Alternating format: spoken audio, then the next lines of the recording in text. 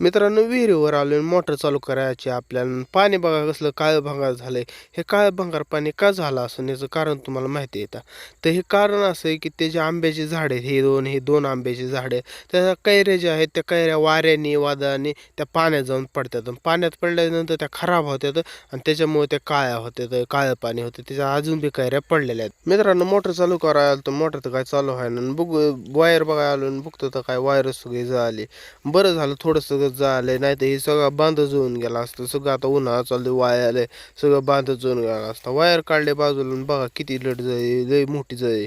इथे एक जळी अशी सगळी वायर म्हणजे जवळपास ही 4-5 वाव अशी मोठी, जवळपास 10 ते 15 फूट वायर अख्खी जळूनच गेली, आता बस्टच झाली.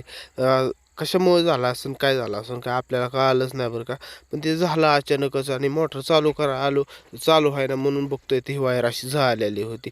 तर नीट करून घेऊ चला लवकर. नीट वगैरे करून घेतली आणि गिनीगोल तोडा आलो. गिनीगोल गुरांना चारा न्यायचा होता, तर बघतो काय गिनीगोलाच्या एका कोपऱ्यात अशी अंडी सापडली आपल्याला.